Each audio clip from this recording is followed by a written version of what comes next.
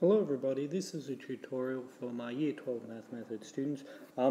With this one, the topic is the domain and range with implied maximal domain, and this mainly comes out of exercise 1C. Now, I've given you a couple of examples in this presentation about finding the implied domain and range, the maximal implied domain and range for a series of functions. So if we have f, when it's all real numbers, mapped onto all real numbers, for f of x, where we have the square root of 2x plus 1 plus 3, let's see, that would mean, now anything that comes out from under a square root must be greater than or equal to 0.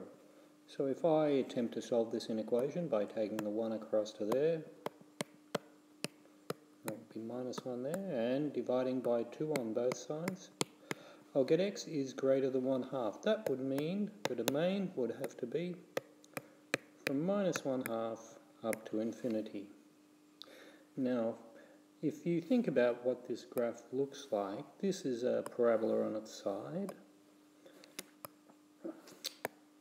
There's x and there's f of x.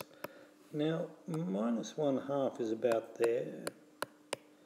And you'll notice at the end there's a plus 3 there, which means that everything on this graph is shifted up 3. So our graph will kind of go like this. So that would mean the range would have to be from 3 up to infinity.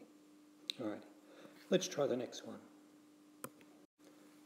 Okay, so here's a slightly different problem, again with a square root sign. So what this tells me is that everything under the square root sign must be greater than or equal to 0 in order to exist. Now this becomes a quadratic inequality. Well, the way I solve these is I sketch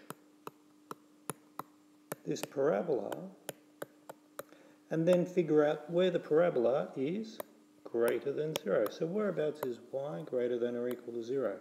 So if I try to sketch this, I can factorise x squared minus 5x plus 6. That'll be x minus 2, x minus 3. Which means that when, or for the y-intercepts, for the x-intercepts, when y is equal to 0, x could be equal to 2, or x could be equal to 3. Now since this is a positive parabola, if I put in 2 there and 3 there, and I go down like that, and there'll be an intercept there at 6.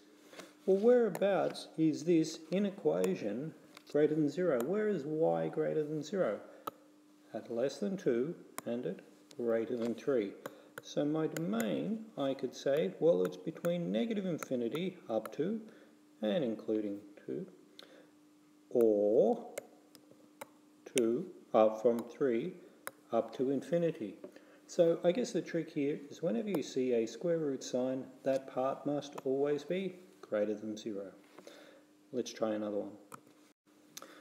Okay, so here's the third example. Now what we want to do is to find the maximal implied domain for this function here, f of x.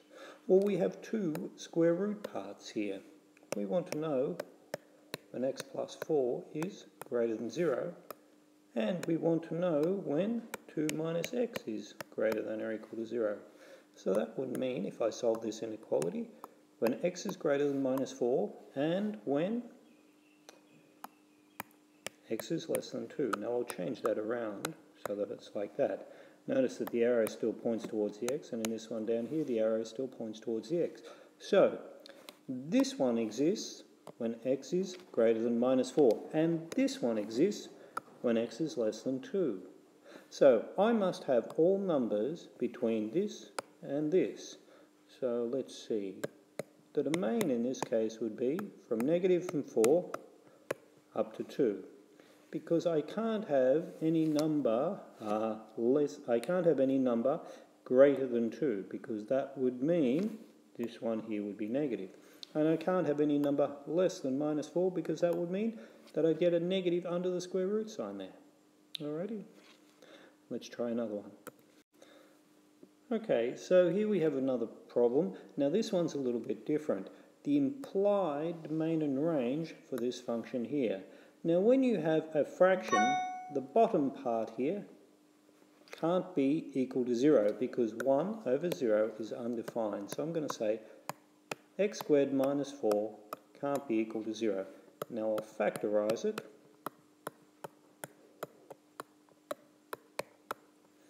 Like this. Therefore, x can't be equal to 2 or x can't be equal to minus 2. So that would mean my domain would be all real numbers with the exception of minus 2 or 2. Alrighty then, so I guess the main things to remember here are when you have something under a square root, it's always got to be greater than or equal to 0. If you have something with a fraction, the denominator can't be equal to 0, so you can write it like that and solve it, treating the inequality, the not equal sign, as an equal sign. Alrighty, well I hope that helps and I'll see you in class.